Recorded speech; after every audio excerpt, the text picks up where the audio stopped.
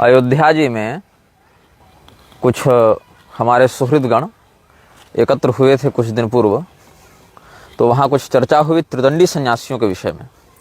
ऐसे में बता दूं आपको कि कुछ दिन पूर्व स्वामी विद्याभास्कर जी के पास दक्षिण भारत के शंकराचार्य संप्रदाय से संबंधित दक्षिणामनाय परंपरा की एक खंडपीठ है करवीर में, तो वहाँ से किसी महानुभाव ने फ़ोन किया था और उन्हीं महानुभाव ने एक दिन पहले हमारे मीडिया प्रभारी को ही फ़ोन किया था, तो उनके माध्यम से कॉन्फ्रेंस कॉल हो गई थी। तो वहाँ पर उन्होंने कहा कि कुछ यहाँ पर लोग हैं जो अपने नाम के आगे जगतगुरु रामानंदाचार्य लगा रहे हैं, त्रिदंड भी धारण कर रहे हैं और अपनी पत्नी के साथ मंच पर बैठ रहे हैं त्रिदंड लेकर, और अपने आप को जगतगुरु भी बता रहे हैं और ब्राह्मणेतर भी हैं, लेकिन स्वयं को जगतगुरु रामानंदाचार्य बताते हैं, त्रिदंड धारण भी करते हैं और साथ साथ पत्नी के साथ भी रहते हैं। अब देखिए, दंड की जहाँ तक बात है तो मैंने आपको पहले भी स्पष्ट किया था, आदित्य पुराण के अनुसार, जिसका प्रमाण हमने अमृत वचन पुस्तक में भी दिया है और निग्रह प्रवेशिका में भी दे चुके हैं, कि चारों आश्रमों के लिए दंड धारण का विधान है, लेकिन किसके लिए कौन से दंड का, ये वहां पर समीक्षणीय है। दूसरी बात यह है कि दंड के प्रधानता से दो प्रकार होते हैं। एक, अब वो जो लाठी लेकर पशु का संरक्षण कर रहा है, लौड़े ने यथा वृषा हो वाला नहीं, धर्म सम्मत जो मांत्रिक दंड होते हैं उनके दो प्रकार होते हैं। एक तो अस्त्रात्मक दंड, दूसरे परिव्राजक दंड। तो परिव्राजक दंड में तीन प्रकार होते हैं। एक तो एक दंड, फिर द्विदंड, फिर त्रिदंड। एक दंड के भी चार प्रकार होते हैं, सुदर्शन दंड, दामोदर दंड, गोपाल दंड, ये सब करके उसमें अलग अलग प्रभेद होते हैं। तो जो दंडी सन्यासी होते हैं उनका दंड अलग है। हमारा जो ब्रह्म दंड है वो अस्त्रात्मक दंड है। अस्त्रात्मक दंड के प्रधानता से 16 प्रकार होते हैं। तो उसमें माया दंड है, उसमें कुबेर दंड है, उसमें विष्णु दंड, ब्रह्म दंड, रुद्र दंड, ये सब अलग अलग प्रकार के दंड होते हैं। उन समस्त दंडों के मंत्र होते हैं। यमराज का काल दंड भी होता है। कालम च काल दंडेन काल रात्रुरपातयत, भगवती काल रात्रि ने काल दंड का प्रयोग करके काल नामक असुर का विनाश किया था। ये सभी बातें हैं। तो भगवान जो हैं दंड विधान जहाँ बताएं, दंड विधान मतलब मारपीट वाला दंड नहीं, दंड धारण विधान जहाँ बताएं, वहाँ पर बहुत से उपनिषद, बहुत से आगम और बहुत से पुराण, बहुत सी स्मृतियाँ इस बात को स्पष्ट रूप से उद्भाषित करते हैं कि कौन सा दंड किसके लिए है। सभी प्रकार के दंड सभी लोग धारण नहीं कर सकते, और सभी प्रकार के दंड का स्वरूप, सभी प्रकार के दंड का अधिकार सबके पास नहीं होता। सबका स्वरूप अलग है, सबका मंत्र अलग है, सबकी अर्हताएं अलग अलग हैं। तो हमें जो प्रश्न प्राप्त हुए, अयोध्या में बैठे थे कुछ हमारे सुहृदगण, उसमें रत्नेश प्रपन्नाचार्य भी थे, एक स्वामी रामानंदास जी थे, आचार्य ऋषि कुमार तिवारी जी थे, ये सब बैठे हुए थे। तो आज आचार्य जी से कुछ चर्चा चल रही थी, तो उसी में विषय उठा कि त्रिदंड धारण करने का क्या वैदिक प्रमाण है।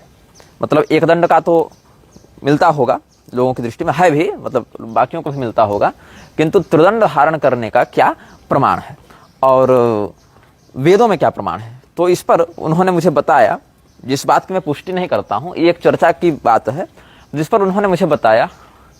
सामने देखिए ब्रह्मपुत्र नद का दर्शन हो रहा है आप सबों को, और ये ब्रह्मपुत्र कौन है? ब्रह्मपुत्र जो हैं वो साक्षात भगवान नारायण हैं, और द्रव रूपी जनार्दन इनको कहा है। महाभागवत में महादेव जी ने, नारायण नारायण मंगल हो, महाभागवत में नारायण भगवान महादेव जी ने इस ब्रह्मपुत्र नद को लोहित जनार्दन की संज्ञा दी गई है। लोहित कुंड से निकलने वाले द्रव रूपी नारायण की संज्ञा इनको है। तो मैं बता रहा था कि त्रिदंड का जब हमने अध्ययन किया तो कैसे उसको ग्रहण करना है, उसमें क्या क्या मांत्रिक प्रयोग हैं, ये सब तो विस्तृत विषय हो जाएगा। उसमें कितने प्रकार के होम है, प्राजापत्यष्टि है, विरजा होम है, उसके बाद फिर कमंडलु धारण है, दंड धारण है, ये सब अभय प्रतिज्ञा है, ये सब बहुत कुछ उसमें प्रकरण होते हैं। लेकिन हम उतने कर्मकांडीय विषयों पर नहीं जाएंगे। हमारा जो मुख्य बिंदु है वो ये है कि त्रिदंड का वैदिकत्व क्या है। तो इस पर आचार्य जी कह रहे थे कि स्वामी करपात्री जी से किसी संत ने चुनौती पूर्वक कोई चर्चा की थी, तो त्रिदंड का वैदिक प्रमाण क्या है, इस पर कहा गया कि पुराणों में तो वर्णन मिलता है लेकिन वेद में नहीं है, जबकि धर्म जो है वह वेद के द्वारा ही अनुशासित होता है और वेद सम्मत होकर ही पुराण स्मृति इत्यादि की भी असंदिग्ध प्रमाण संज्ञा हो जाती है, ऐसा चिंतन वो प्रस्तुत कर रहे थे। तो हमने कहा कि हम आपको इस विषय में जो हमारे पास प्रमाण है उनमें कुछ मूलभूत प्रमाण जो कि असंदिग्ध हैं और जो निर्भ्रांत हैं उन सभी प्रमाणों का हम आपके सामने प्रस्तुतिकरण करेंगे। तो सोचे कि एकांतिक अगर हम वार्ता इस पर करते हैं तो केवल निजी बात होगी, लेकिन अगर इस पर एक वीडियो निर्गत कर देते हैं तो ये सार्वजनिक प्रकाशन का विषय हो जाएगा, सब लोगों को ये बात ज्ञात हो जाएगी। तो इस विषय में कुछ प्रमाण आज हम अध्ययन करके संकलित कर रहे थे, कुछ उपनिषदों से भी, कुछ गृह सूत्रों से भी, कुछ धर्म सूत्रों से भी। देखिए, सबसे पहले दंडी सन्यासी जो होते हैं उनमें दंड का क्या अर्थ है। दंड का अर्थ जो सामान्य आप समझते हैं पनिशमेंट देना, या किसी को दंडित करने का अर्थ है मारना, पीटना, जुर्माना लगाना, फांसी देना, कारागार में डाल देना। दंड मतलब किसी अपराध की सजा। लेकिन यहाँ दंड का क्या अर्थ है, यहाँ दंड का अर्थ है अनुशासन। ऐसे वहां भी दंड का अर्थ अनुशासन ही है, उसके अनुशासनहीनता को शोधित करने के लिए अधिकृत जनों के द्वारा जो दंड दिया जाता है। अधिकृत जन तीन होते हैं, एक है गुरु, दूसरे हैं राजा और तीसरे हैं यमराज। तो गुरु किनको दंड देता है, किन पर गुरु का शासन होता है, अपने संप्रदाय के सिद्धांत का अनुशासन पूर्वक पालन करते हुए शिष्य के द्वारा प्रमाद से या अज्ञान से किसी प्रकार की गलती हो जावे तो गुरु जी उसको बताते हैं कि देखो तुमने ये गलत कर दिया और तुमको इसमें इस प्रकार का अनुशासन अपनाना चाहिए कि तुम अपने इस दोष का दंड न प्राप्त करो, बाद में तुमको ज्यादा कष्ट न भोगना पड़े, इसके लिए तुम ये प्रायश्चित कर लो, ये मंत्र जप लो, ये तीर्थ कर लो, इस प्रकार से बताते हैं। और इसमें शिवार्चन चंद्रिका इत्यादि का वचन है कि गुरु जी अपने शिष्य को अगर गलत करता हुआ देखकर नहीं रोकते हैं तो गुरु भी उस दोष में उतना ही भागीदार हो जाता है जितना कि चेला है। मतलब चेला कुछ गलत कर रहा है तो गुरुजी उस चेले को समझाएं कि देखो तुम गलत कर रहे हो, लेकिन अगर चेले की गलती को गुरुजी छिपाते हैं या सुधार नहीं करते हैं तो गुरुजी भी साथ साथ में तथा शिष्य कृतं पापम गुरु गृह्णाति निश्चितम। और लेकिन अगर गुरुजी चेले को समझाते हैं, अब चेला है नालायक, चेला गुरुजी के पास ज्ञान लेने नहीं आया है, चेला आया है कि गुरुजी हैं बूढ़े और हैं पैसा वाले महंत, तो जल्दी मरेंगे जिनका मठ हम कब्जा करेंगे, इसके लिए चेला आया है। तो वैसा ना रहे, आराम से, हाँ बढ़ जाइए मंदिर, हाँ हाँ हाँ सिद्धि गणेश नीचे कोटिलिंग ये रहे, हाँ ये कोटिलिंग मंदिर है, आकाश भैरव मंदिर भी कहते हैं इनको। भगवान सर्वेश्वर यही अपना शरीर पूर्ण किए थे, तो ये कोटिलिंग मंदिर ऊपर है और सिद्धि गणेश नीचे है, लगभग 500-550 सीढ़ियां होंगी तब। तो भगवान के द्वारा प्रोक्त धर्मानुशासन में अगर शिष्य के माध्यम से कोई त्रुटि हो जाती है और गुरु उसको समझाते हैं, वो नहीं मानता गुरु जी की बात, फिर गुरुजी उसको दूसरी बार समझाते हैं, फिर भी नहीं मानता है वो बात, और गुरुजी उसको तीसरी बार समझाते हैं, फिर भी नहीं मानता है वो बात, तो ऐसी स्थिति में गुरुजी को दोष नहीं लगेगा। मतलब फिर भी अगर चेला नहीं मान रहा है, गुरुजी उसका त्याग कर दें, फिर चेला अपना जो करेगा अपना भोगेगा, गुरुजी इसमें किसी प्रकार से दोषी नहीं माने जाए। तो अब ये हम बता रहे थे गुरुजनों के लिए अनुशासन। और बृहस्पति जी के मत में, बृहस्पति स्मृति शास्त्रों के अनुसार दंड के 4 प्रकार होते हैं, जिसमें 2 प्रकार के दंड गुरुजी देते हैं, आचार्य पुरोहित ब्राह्मण जो धर्मशास्त्रज्ञ हैं। धर्म के समय प्रमाणम ये भी साम्याचारिक सूत्र में कहते हैं ना, तो जो धर्म के विषय में विशेषज्ञता रखते हैं ऐसे आचार्यों का वचन भी प्रमाण होता है। तो यहाँ पर राजा के द्वारा 2 प्रकार के दंड दिए जाते हैं, काय दंड और अर्थदंड। काय दंड और अर्थदंड का तात्पर्य है कि जुर्माना लगाना, अमुक कृत्य के लिए इतने पण का, इतने साहस का दंड, ये सब शास्त्रीय परिभाषा में पढ़ते हैं। और काय दंड शारीरिक दंड, तो ये दोनों राजा देता है। और वागदंड और धिग्दंड, मतलब वागदंड से तात्पर्य हो गया वाणी से उसको फटकार दिया, समाज में लोकापवाद हुआ, उसका धिक्कारा उसको गुरुजी ने, तो उसके चेतना में ग्लानि हुई, उसके अंदर में ग्लानि हुई, तो वो गलती नहीं करेगा, प्रायश्चित कर लेगा। तो हम लोग भी जब कहीं अनुशासनहीनता देखते हैं, धर्मशास्त्रों की दृष्टि से कहीं उपद्रव देखते हैं, कोई ऐसा विषय देखते हैं जहां पर व्यक्ति स्पष्ट रूप से धर्म सिद्धांत की हानि कर रहा है, तो हम लोग वागदंड और धिग्दंड देते हैं। यही निग्रहाचार्य के रूप में हमारा कर्तव्य भी है और बृहस्पत्य अनुशासन के आधार पर हमारा कर्तव्य और अधिकार दोनों है कि हम उसको अनुशासित करने के लिए वागदंड और धिग्दंड दें। और जो व्यक्ति गुरु के अनुशासन में नहीं रहा उसको फिर राजा दंड देते हैं। राजा का तात्पर्य यहाँ पर जज और मजिस्ट्रेट और ये प्रधानमंत्री मुख्यमंत्री नहीं है। शास्त्रानुकूल परंपरा से जिसको राजा के रूप में अभिषिक्त किया गया है, ऐसा क्षत्रिय ही प्रधानता से दंडाधिकारी भी होता है। तो ये हमने आपको 2 प्रकार के दंडाधिकारी बताए। और जो व्यक्ति गुरुजी से भी छल कर गया और राजा की पकड़ में भी नहीं आ पाया, उस व्यक्ति को दंड कौन देगा? तो कहा तथा प्रच्छन्न पापानाम शास्ता वैवस्वतो यमः, यमराज ही ऐसे व्यक्ति के दंडाधिकारी होते हैं, क्योंकि उनसे तो कुछ छिपा नहीं है। कहे वहां सूर्य सोमो यमः कालो महाभूतानि पंचच, ये तो 9 साक्षी वहां बैठे हुए हैं उस जांच समिति में। तो यहां पर जो दंड शब्द का हम आपको निरूपण कर रहे थे, उसमें 3 प्रकार के दंड त्रिदंडी सन्यासी धारण करते हैं। मतलब 3 प्रकार का अनुशासन, 3 प्रकार की आचरणगत मर्यादा त्रिदंडी सन्यासी धारण करते हैं। क्या क्या है? वाग्दंड, कर्मदंडश्च, मनोदंडश्च ते त्रयः। और यस्येते नियतादंडा स त्रिदंडी व्यवस्थित। वाग्दंड, कर्मदंड जिसको कायदंड भी कहते हैं, और क्योंकि शरीर से ही क्रिया होगी, और मनोदंड, ये 3 प्रकार के दंड, मतलब कायिक, वाचिक, मानसिक 3 प्रकार के दंड को, 3 प्रकार के अनुशासन को जो धारण करता है, इसके 3 प्रकार के जो अनुशासन है जिसके जीवन में, वही त्रिदंडी है, व्यवस्थित त्रिदंडी है। ये नहीं कि उदरम भरणो यथा, पेट भरने के लिए त्रिदंडी बन गया। क्योंकि जो व्यक्ति बिना तत्व ज्ञान के केवल वेश बनाकर, जैसे आप देखेंगे रामभद्राचार्य भी त्रिदंड लेकर घूमता है, वो क्या कहता है? हम इसको ये चुनौती देते हैं कि ऐसा सिद्ध करो, नहीं तो हम अपना, अगर हम गलत सिद्ध हो गए तो हम अपना त्रिदंड यमुना जी में फेंक देंगे, गंगा जी में फेंक देंगे, सरयू जी में फेंक देंगे। तो वो अपना त्रिदंड रखा क्यों है? ताकि वो धमकी दे सके कि हम फेंक देंगे। तो ऐसे लोगों के लिए वशिष्ठ जी क्या कहते हैं? ऐसे लोगों के लिए विष्णु भगवान क्या कहते हैं? वैष्णव कहते हैं ये लोग अपने आप को ना। तो विष्णु स्मृति के 4 अध्याय के 34वें श्लोक को देखिए कि त्रिदंड व्यपदेशेन जीवंति बहवो नराः यस्तु ब्रह्म न जानाति स त्रिदंडी ही न त्रिदंडी ही स्मृतः। त्रिदंड का बहाना करके पेट भरने के लिए, रोजी रोटी करने के लिए 40 लाख की कार और 1 करोड़ के हेलीकॉप्टर में घूमने के लिए बहुत से लोग त्रिदंड धारण करके घूम रहे हैं पेट भरने के लिए। तो ऐसे व्यक्ति को, ब्रह्म ज्ञान ब्रह्म विद्या शून्य व्यक्ति को, जो त्रिदंड को आजीविका के लिए धारण किया, ऐसा नट जैसे अभिनेता पुलिस की वर्दी पहन के प्रशासन का अभिनय करता है, तो वैसे लोग त्रिदंडी सन्यासी का अभिनय करते हैं। तो ऐसे लोग वास्तविक त्रिदंडी नहीं माने जा सकते, ऐसा विष्णु स्मृति का वचन है, ऐसा वासिष्ठ मत भी है। तो अब त्रिदंडी के आगे हम आपको सिद्धांत में बताते हैं। हम गुरु गोरक्षनाथ जी का स्मरण करना चाहेंगे यहाँ पर, जिन्होंने एक बड़ा सुंदर यौगिक ग्रंथ लिखा था, जिसकी बड़ी प्रतिष्ठा है विद्वत समाज में, साधकों के मध्य। उसको कहते हैं सिद्ध सिद्धांत पद्धति। तो सिद्ध सिद्धांत पद्धति में भगवान गोरक्षनाथ जी कहते हैं कि माया कर्म कलाजाल मनीषम ये न दंडितम। त्रिदंडी कौन है? माया कर्म कलाजाल मनीषम ये न दंडितम। माया, कर्म और कला, कला का यहाँ पर व्यापक अर्थ है। यहाँ कहीं कहीं तत्वों को भी कला कहा गया है, 24 तत्वों को 24 कला कहा गया है। जगृहे पौरुषम रूपम भगवान महदादि भी आत्मानम षोडश कलमादो लोग शिक्षा, वहां कला का अर्थ तत्व हो गया। तो ऐसे करके ब्रह्म तत्व में अखंड एक कला का तत्व से लेके शाक्तों के मत में कहीं 36 से लेकर 96 कला तक की बात भी आती है। कहीं कहीं कला जो है वो कुशलता के लिए बताई गई है, किसी विशेषज्ञता के लिए, जैसे 64 कला प्रवीण, ये सब 64 कला विशारद, तो ये सब भी कहीं कहीं बौद्धिक कुशलता को विद्या कहते हैं और शारीरिक कुशलता को कला कहते हैं। ये सब भी अलग अलग बातें हैं, पर्याय हैं।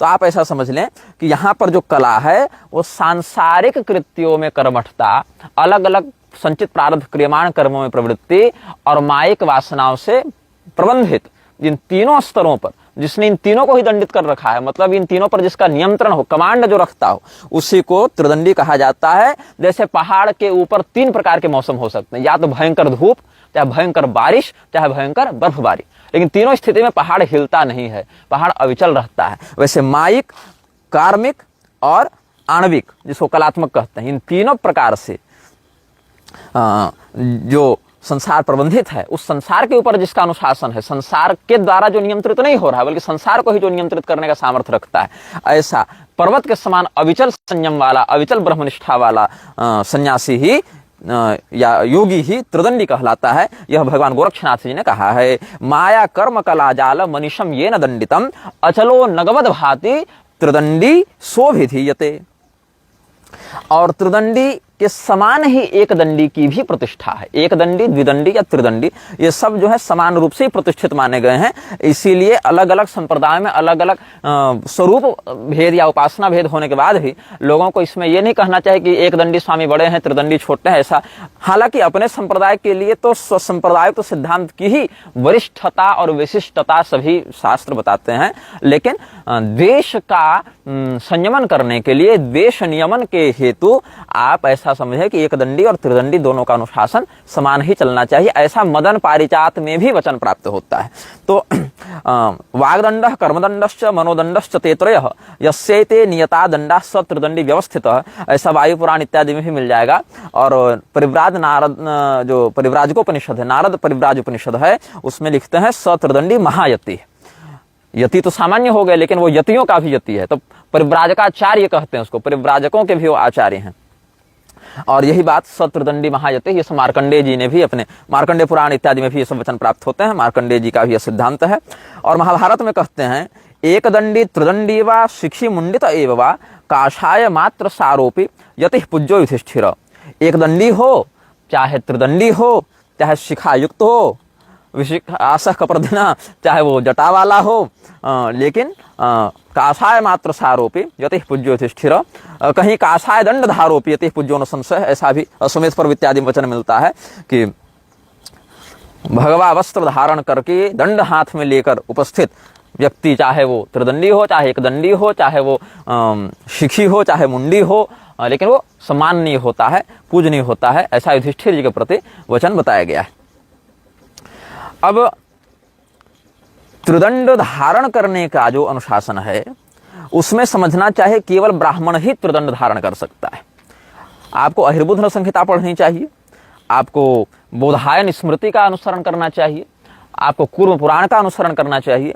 इन सभी ग्रंथों में एक सिद्धांत प्रतिपादित किया गया है, मुखजानामयं धर्मो वैष्णवम लिंग धारणम बाहुजातो रुजातानाम त्रिदंडम न विधीयते, या बाहुजातो रुजातानाम अयम धर्मो न विद्यते, या मुखजानामयम धर्मो यद विष्णोर्लिंग धारणम राजन्य वैश्योर्नैव दत्तात्रेय मुनिर्मतम। दत्तात्रेय जी के मत में, बोधायन जी के मत में, भगवान संकर्षण शेषनाग के मत में, जो अहिर्बुध जी को उन्होंने बताया है, मुखजानामयम धर्मो, जो मुख से उत्पन्न हुए हैं। तो मुख से कौन उत्पन्न हुए? ब्राह्मणों से मुखमासीत, ब्राह्मण ही मुख से उत्पन्न हुए। विराट के जो सांकल्पिक सृष्टि से, कलात्मिका सृष्टि से जो उत्पन्न हुए, मुख से वो ब्राह्मण हुए।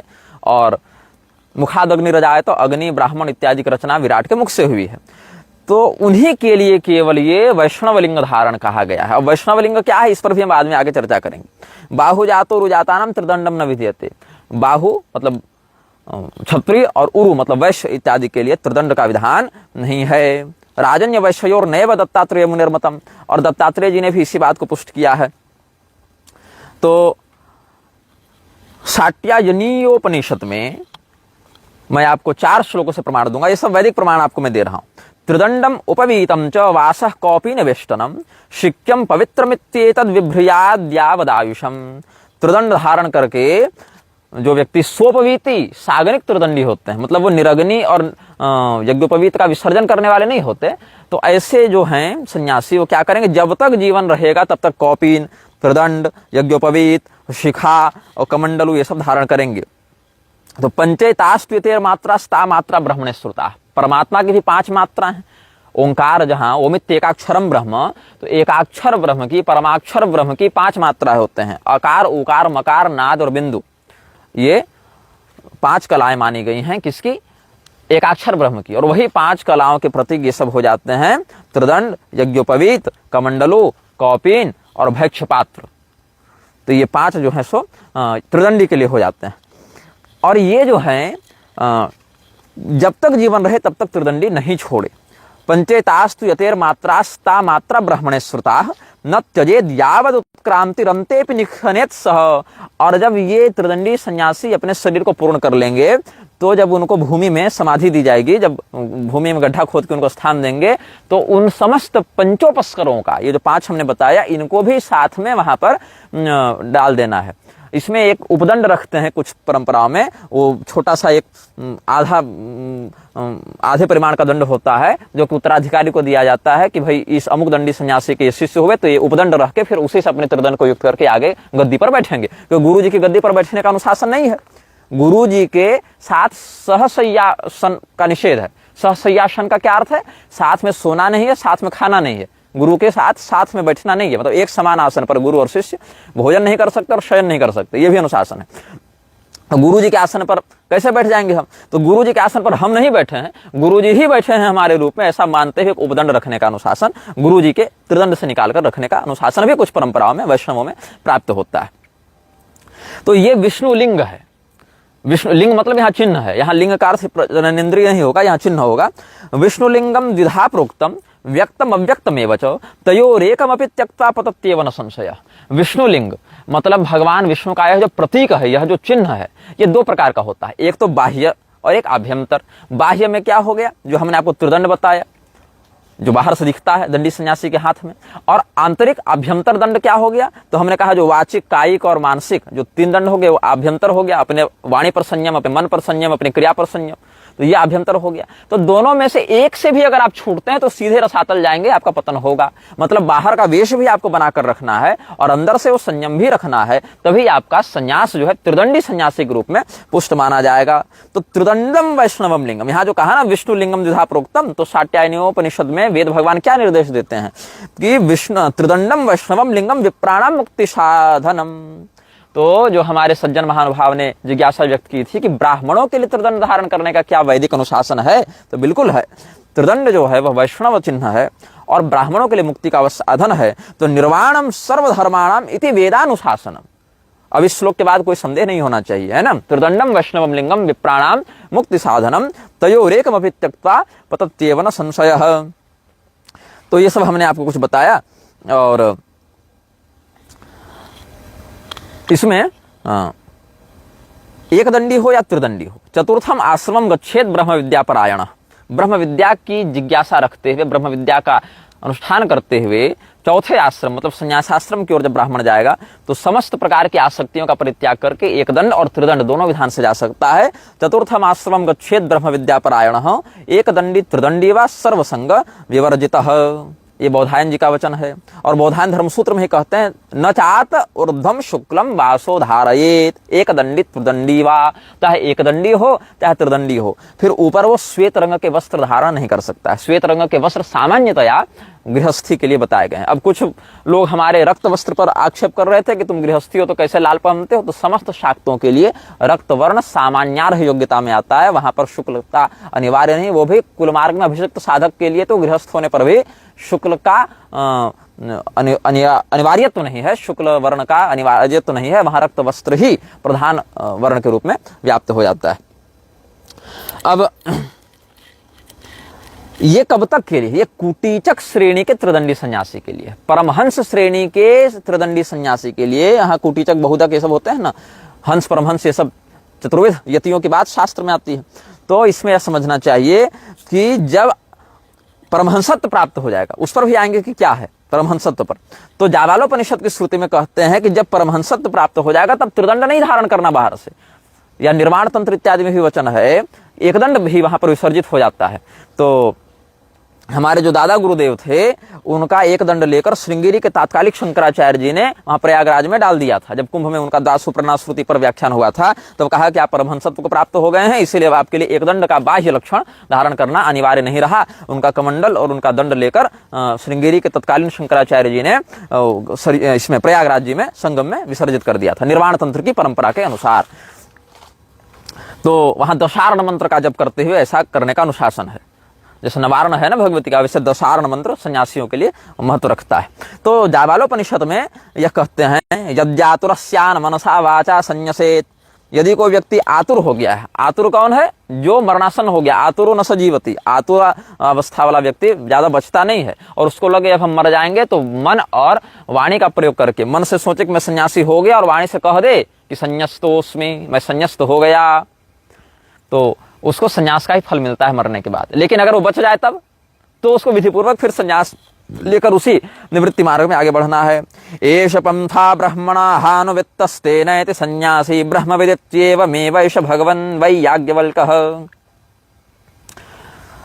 अब उसमें परमहंस नाम के सन्यासी कौन होते हैं? तत्र परमहंसा नाम संवर्तकारुणि श्वेत केतु दुर्वास ऋभुनिदाघ जड़ भरत दत्तात्रेय रैवतक प्रभृतयो व्यक्तलिंगा अव्यक्ताचार अनुन्मत्ता उन्मत्तवदाचरन्तः।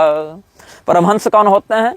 संवर्त मुनि के समान, कारुणिक संवर्तक के समान, आरुणि के समान, श्वेतकेतु के समान, दुर्वासा मुनि के समान, ऋभु के समान, निदाघ के समान, जड़भरत के समान, दत्तात्रेय के समान, रैवतक के समान, अव्यक्त लिंगा। उनके बाहर के स्वरूप को देखकर पता ही नहीं चलता कि वो इतने पहुंचे हुए महात्मा हैं।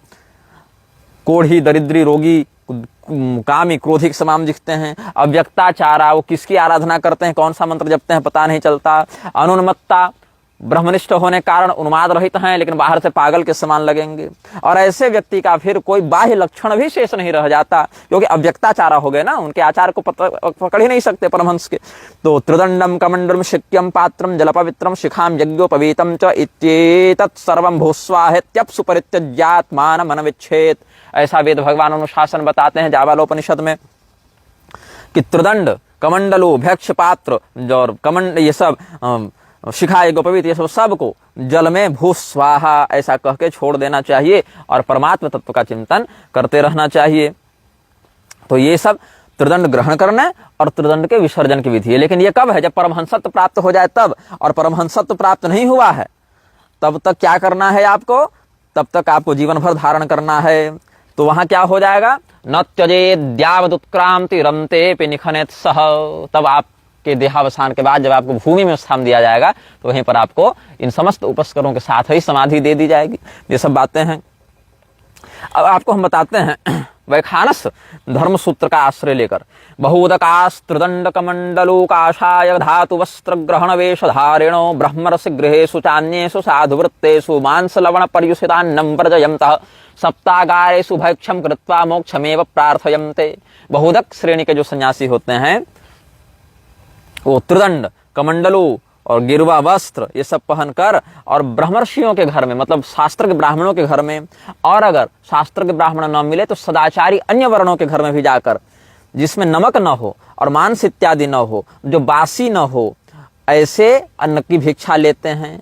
तो 7 घरों में जाते हैं और 7 घर में जो मिल जावे उसी को प्राप्त कर लेते हैं और वहां से उसको ग्रहण करके शरीर की रक्षण वृत्ति का आश्रय लेकर फिर मोक्ष की कामना करते हैं। हंसा नाम ग्रामे चैकरात्रम नगरे पंचरात्रम वसंतस्तदुपरि नवसंतो गोमूत्र गोमया हारणो वा मासोपस्वासिनो वा नित्यचांद्रायण व्रतिनो नित्यमुत्थानमेव प्रार्थयन्ते। अब हंस श्रेणी के जो सन्यासी होते हैं वो किसी भी गांव में 1 रात से अधिक नहीं रुकते और किसी बड़े नगर इत्यादि में चले गए तो 5 रात से अधिक नहीं रुकते और नित्य चलते रहते हैं। इसी प्रकार से गोमूत्र गोमय इत्यादि ग्रहण करके रख लेते हैं, या 1-1 महीना तक केवल जल पीकर रह जाते हैं, या चांद्रायण व्रत की विधि से चंद्रमा की कला घटती बढ़ती रहे उतना ही वो ग्रहण कर लेते हैं और नित्य अपने मोक्ष की प्रार्थना करते रहते हैं।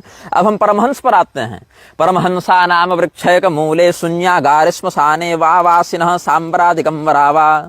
परमहंस श्रेणी के जो सन्यासी होते हैं वो पेड़ के नीचे रात बिताकर सो जाते हैं, चाहे किसी ऐसे खंडहर में पड़े रह गए, श्मशान में भी सो गए तो कोई दिक्कत नहीं है, चाहे कपड़ा पहने चाहे नहीं पहने कोई दिक्कत नहीं है उनके लिए।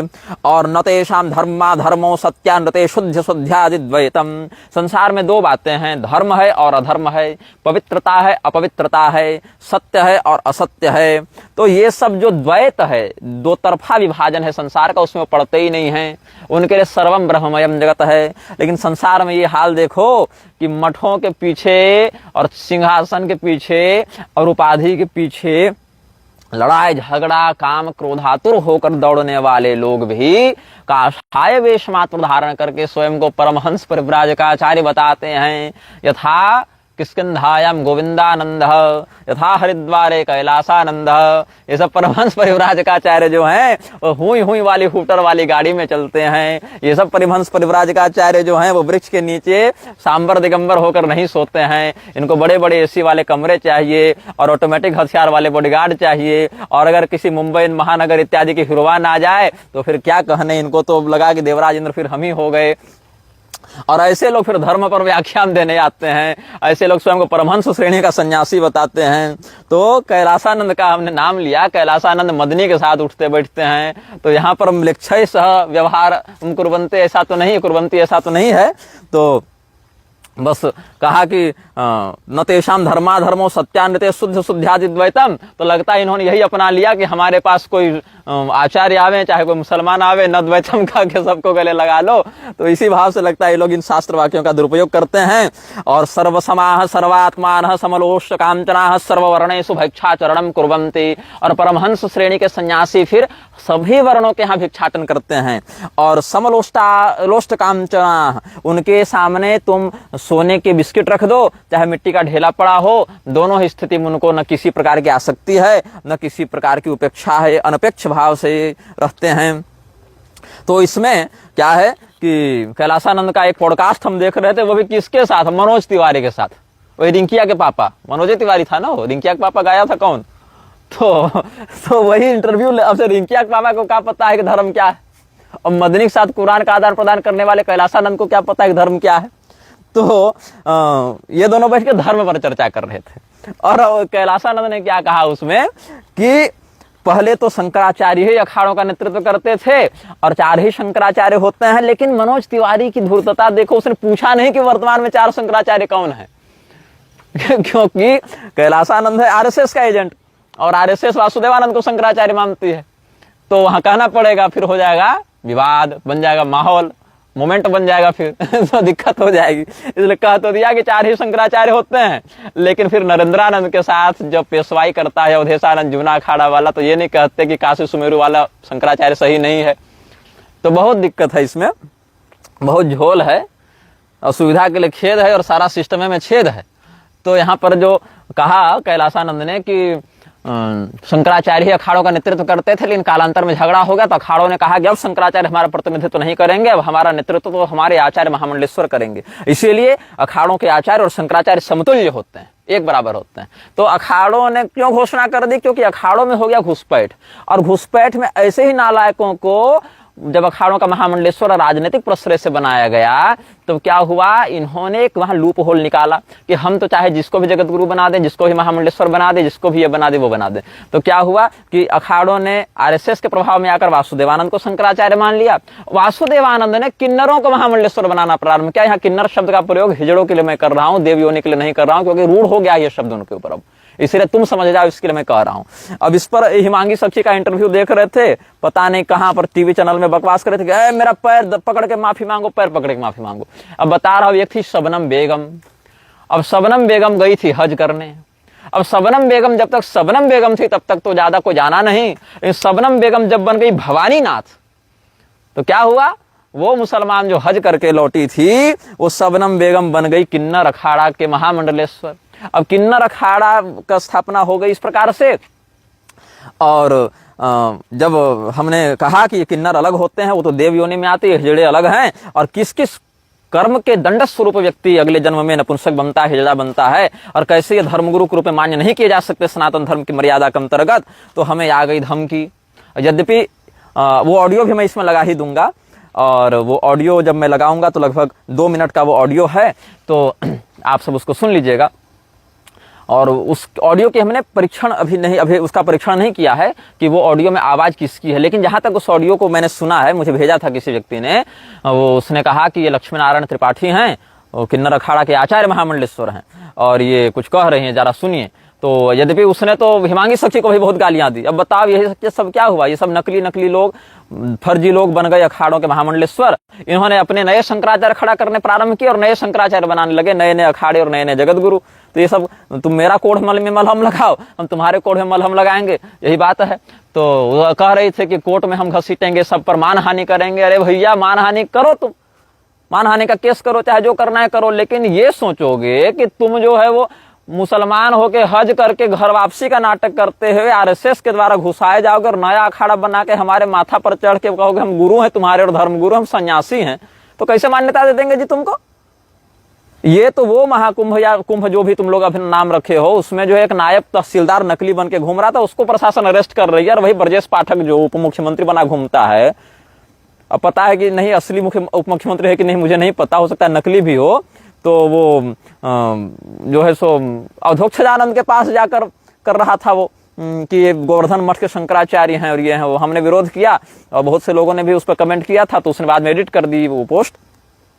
तो नकली गुरु बनाना और नकली गुरु को प्रोत्साहित करके असली के समान बैठाना और हिंदुओं को मूर्ख बनाना, ये तो नेताओं का बहुत पुराना काम है, चाहे लालू यादव हो, चाहे सोनिया गांधी हो, चाहे नरेंद्र मोदी हो, चाहे आदित्यनाथ इत्यादि लोग हो, सब लोग यही करने में लगे हुए हैं कि हिंदुओं के गुरु के रूप में ऐसे लोगों को स्थापित कर दिया जाए जिन पर अपना पूरा कंट्रोल किया जा सके, पूरा कमांड किया जा सके, और जो पारंपरिक धर्माचार्य हमारे कंट्रोल में न आ सके उनको या तो मीडिया अटेंशन देने से रोका जाए, या तो उनके बारे में दुष्प्रचार किया जाए, या तो उनको प्रशासनिक कुचक्र, न्यायपालिका के कुचक्र में फंसाकर प्रताड़ित किया जाए।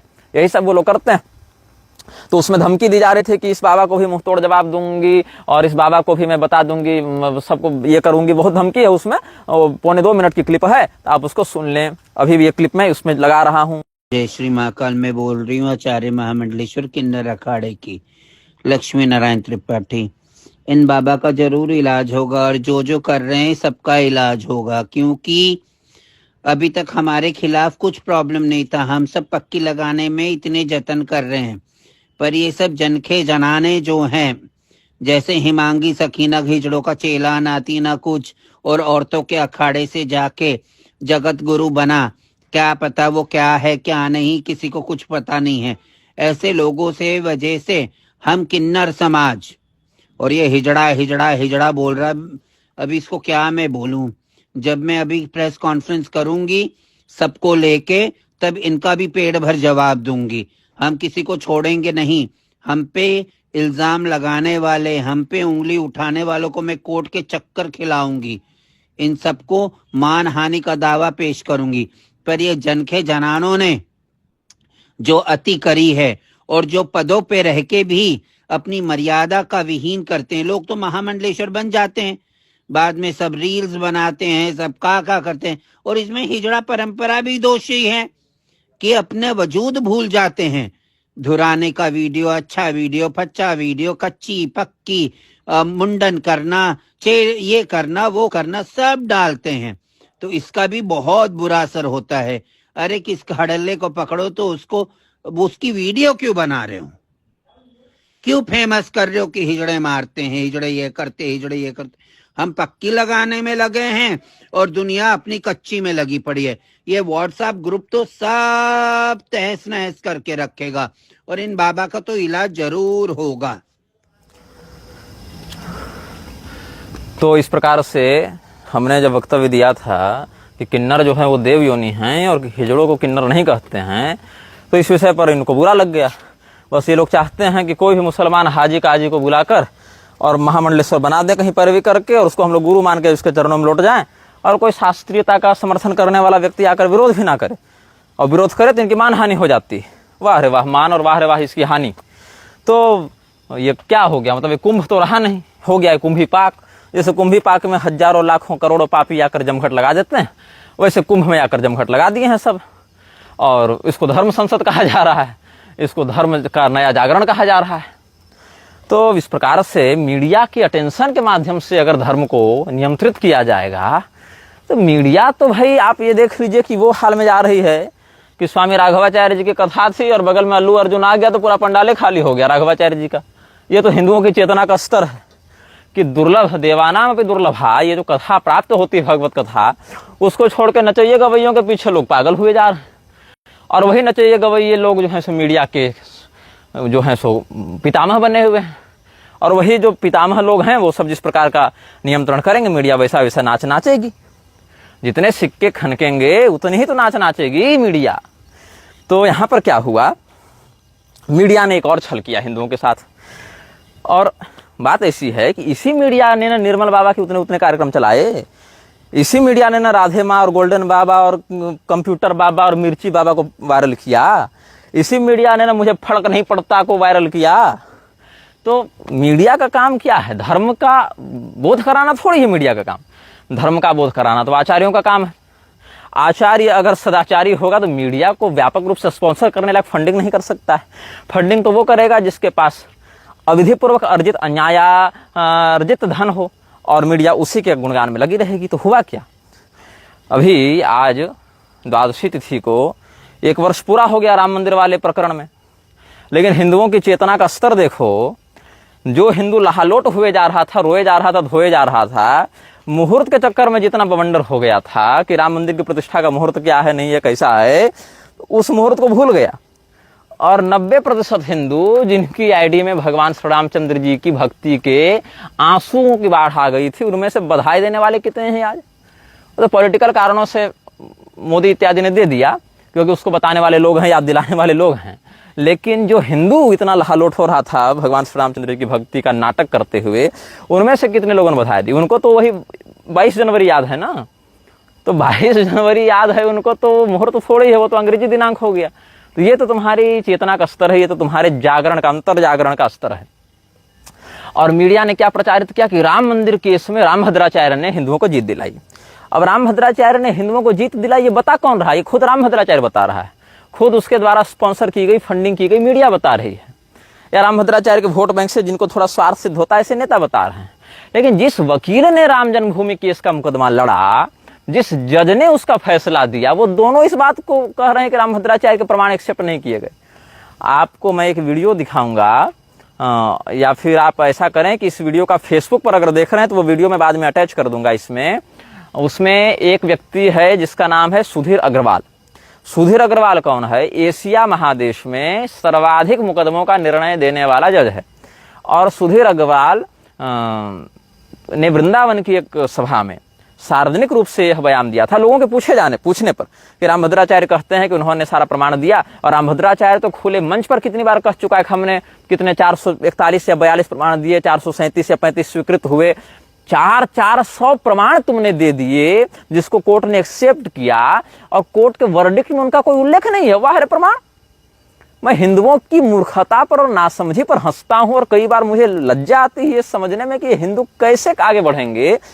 कोर्ट का आप वर्डिक्ट देख लें, जो ऑफिशियल वर्डिक्ट निकलता है, सार्वजनिक उपलब्ध है, बिना पैसे का आपको प्राप्त हो जाएगा पूरा। अगर आप हजार पन्ना पढ़ने का साहस नहीं भी रखते तो अंतिम के केवल 30-40 पृष्ठ पढ़ लीजिए आप, जहां सारांश होता है केस का कि आखिर केस था किस विषय पर और केस का निष्कर्ष क्या निकला। वो जो एक समरी दी जाती है 30-40 पेज में, आप उसको पढ़ लें।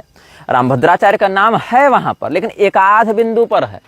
और जिस प्रकार के प्रमाण रामभद्राचार्य ने दिए, उस प्रकार के प्रमाण स्वामी मुक्तेश्वरानंद जी दे चुके थे। मतलब वो भी कोई अद्वितीय प्रमाण नहीं था, कोई एक्सेप्शनल एविडेंस नहीं था वो, कि उसको बिल्कुल मतलब अकाट्य माना जाए, या अकाट्य है भी तो अद्वितीय माना जाए कि नहीं ये तो एक्सक्लूसिव था, वो ऐसा नहीं है।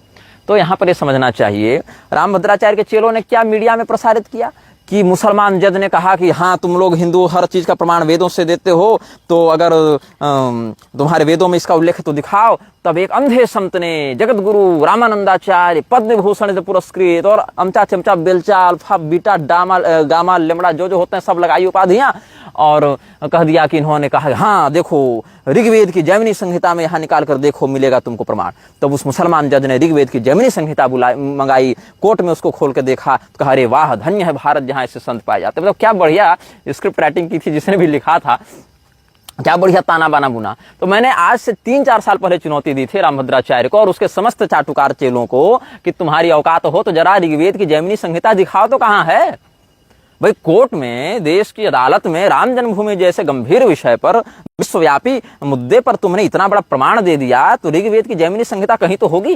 चलो छपी नहीं होगी, पांडुलिपि तो होगी। वो पांडुलिपि भैया मैन्युस्क्रिप्ट का पन्ना दिखा दो, कहाँ है तुम्हारे पास? नहीं दिखा सकते ये लोग, क्योंकि जैमिनी संहिता ऋग्वेद में नहीं होती है, सामवेद में होती है, सामको जैमिनी कवि। और वो भी जो सामवेद की जैमिनी संहिता है उसमें अयोध्या का वर्णन नहीं है। अयोध्या का वर्णन है जो अष्टचक्रानव द्वारा देवानाम पूर्व अयोध्या ये जो कहते हैं, ये अथर्ववेद में है। और अथर्ववेद में जो अयोध्या का वर्णन है, ये वाली राजा दशरथ की राजधानी अयोध्या का वर्णन नहीं है, वो देहस्थित चक्रांकिता अयोध्या का वर्णन है। वो कोई भौतिक शहर का वर्णन वहां नहीं है। हाँ, भगवान श्री रामचंद्र जी की जन्मभूमि है वो, और इसके शास्त्रीय प्रमाण स्कंद पुराण आदि से, रुद्रयामल के अयोध्या महात्म्य इत्यादि से सबसे दिए जा चुके हैं। लेकिन जिस बात का प्रचार करके ये लोग क्रेडिट लेना चाहते हैं, वो उस बात में कोई दम नहीं है।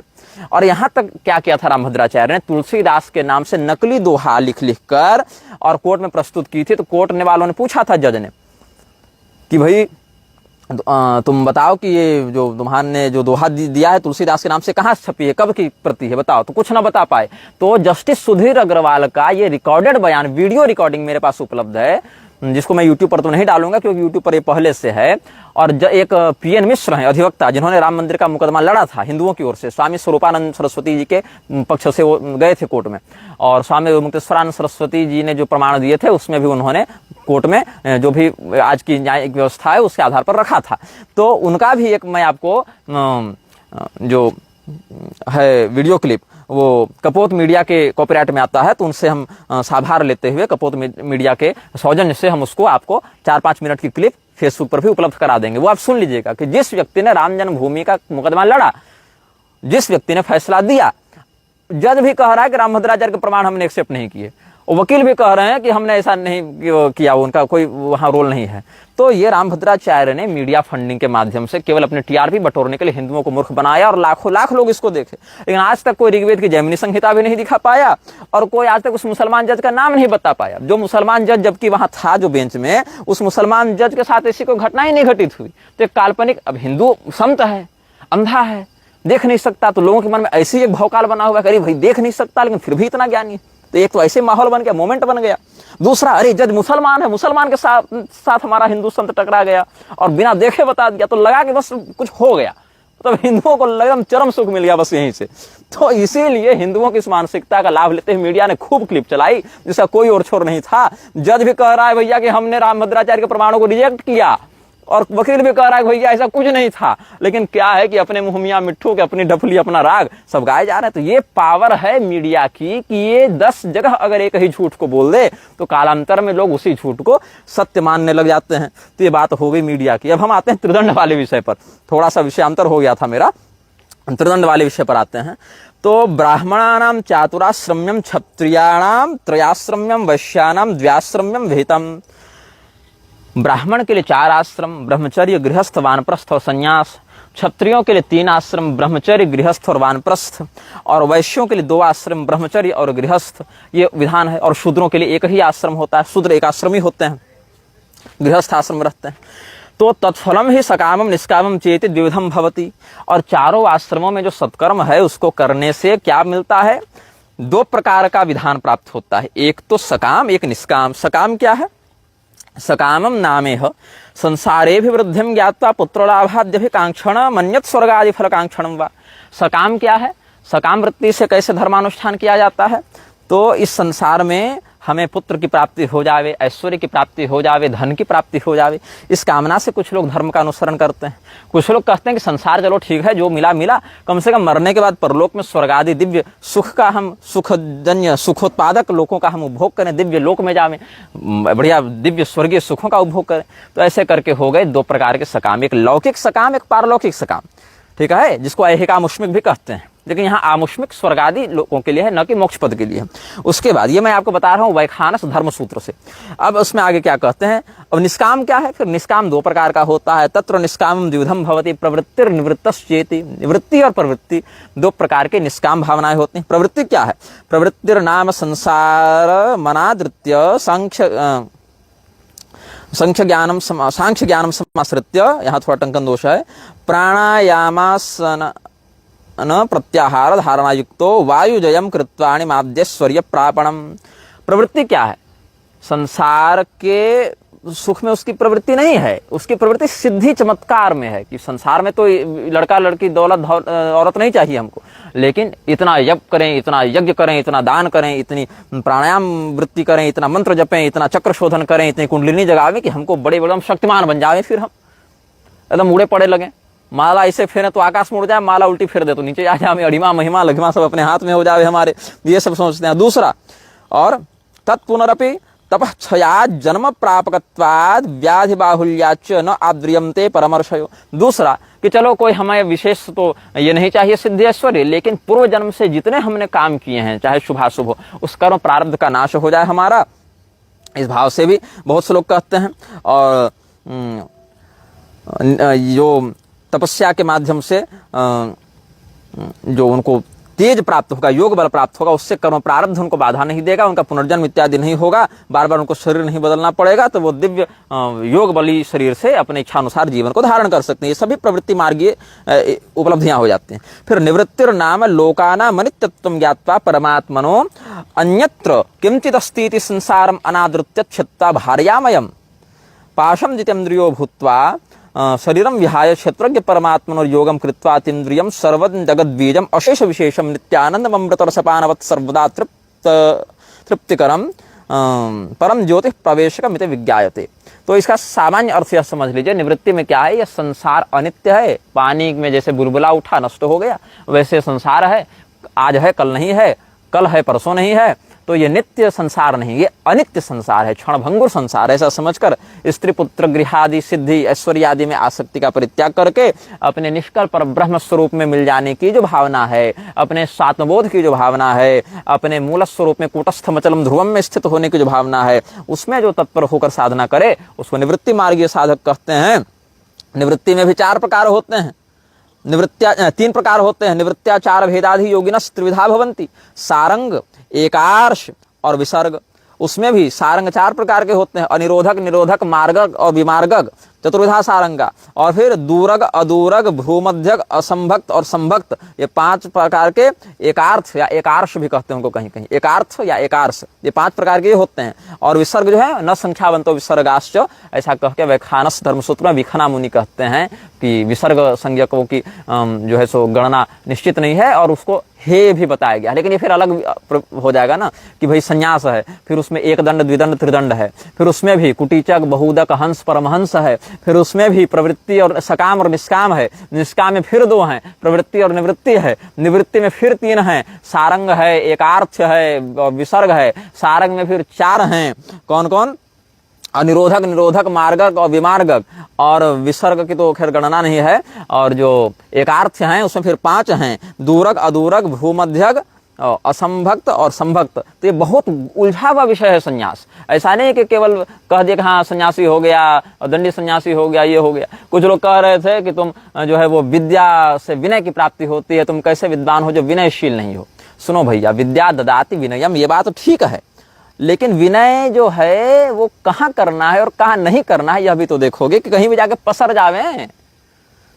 उज्जर कबूतर उड़ाएंगे शांति समझौता में हम जगत गुरु रामभद्राचार्य के साथ, कहूँ जाके पसर जावे क्या? तो सुनिए श्री रामचंद्र जी ने क्या कहा है। वो भी विनय कर रहे थे समुद्र के पास, लेकिन जब नहीं माना समुद्र उनकी बात तो कहते हैं सठ सन विनय कुटिल सन प्रीति सहज कृपण सन सुंदर नीति ममतारत सन ज्ञान कहानी अति लोभी सन बिरति बखानी क्रोधी सम कामी हरि कथा उसर बीज बये फल जथा। 6 जगह पर अगर तुम काम करने जाओगे, प्रयत्न करोगे तो वैसे ही निष्फल हो जाएगा जैसे बंजर भूमि में बीज रोपते हो तो निष्फल हो जाता है। क्या क्या है?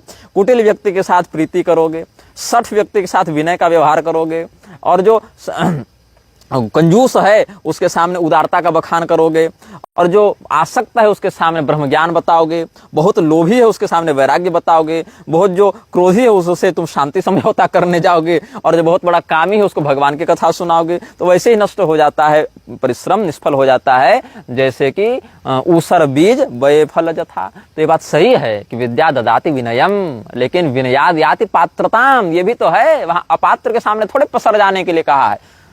तो इसीलिए भगवान मनु ने क्या कहा कि जो सठ है तो वैराल वक्वृत्ति नाम वांग मात्रे नापि नार्चयेत, जो कपटी है, पाखंडी है, ढोंगी है, उसको वाणी मात्र से भी सत्कार न करे। तो फिर कुछ लोग कबीरदास को उठा कर ले आते हैं मेरे सामने, कहते हैं कि बुरा जो देखन मैं चला बुरा न मिले या कोई, जो मुख देखा या अपना मुझसा बुरा न कोई।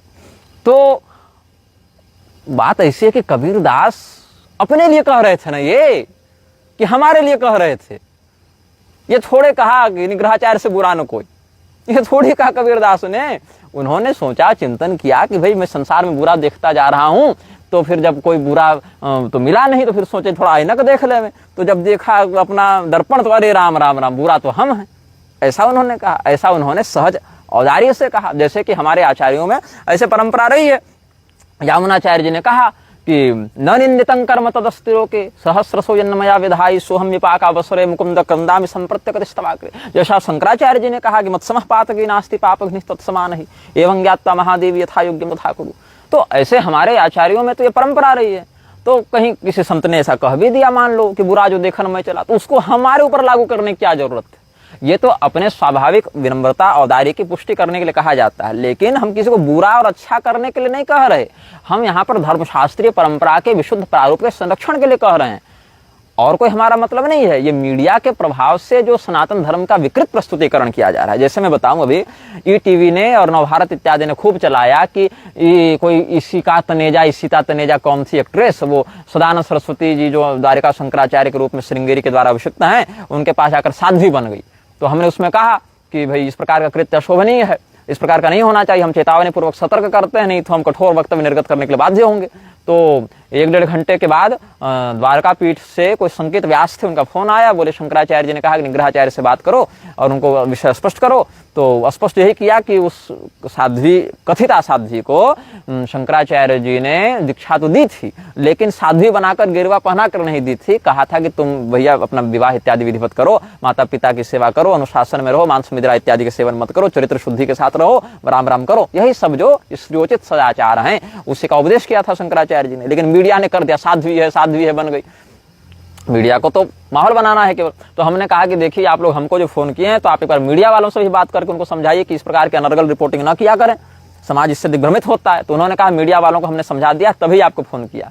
और आपको धन्यवाद देते हैं कि आपने इस प्रकार से धार्मिक संज्ञान लेकर शोधन किया। कभी आप द्वारका पधारें तो शंकराचार्य जी की ओर से आपको द्वारका पीठ में आने का निमंत्रण हम सब देते हैं। तो एक अच्छी बात हुई कि जैसे वो मुकुंदानंद ब्रह्मचारी और सतुआ बाबा संतोष दास वाले प्रकरण में जब हमने आपत्ति की थी, तो मुक्तेश्वरानंद सरस्वती जी ने फोन में बात की थी, स्वतः संज्ञान लिया था उस विषय पर, वैसे द्वारिका वालों ने भी लिया। तो अच्छी बात है कि जहां पर धर्म सम्मत विषय पर हम कुछ कह रहे हैं, तो वहां पर लोग ये समझते हैं कि उद्देश्य क्या है कहने का। कोई मठ जमीन हड़पने के लिए थोड़े कह रहे हैं, वहां गलत दिख रही है बात, उस गलती का व्यापक दुष्परिणाम समाज को हो सकता है, इसके लिए कुछ कहते हैं। और कहते हैं तो उसमें बात की गंभीरता के आधार पर सौम्यता और कठोरता दोनों होती है। और उस स्थिति में अगर सामने वाला कहेगा कि ये दुर्भावना से कह रहा है, तो भाई वो फिर हमारे प्रकरण को, हमारे उद्देश्य को समझ नहीं पा रहा है। अब आरएसएस ने जैसे ऑर्गेनाइज कर दिया था 2018 में, क्या किया था आरएसएस ने? विशाल नमाज का आयोजन किया। 1500-2000 मुसलमान सरयू जी के तट पर बैठकर नमाज पढ़ रहे हैं। बताओ किसने आयोजन किया? आरएसएस ने किया। लेकिन आरएसएस क्या बन गई अब कि हम हिंदुओं की सबसे बड़ी हितैषणी संस्था है। तो ऐसे काम नहीं चलता ना। तो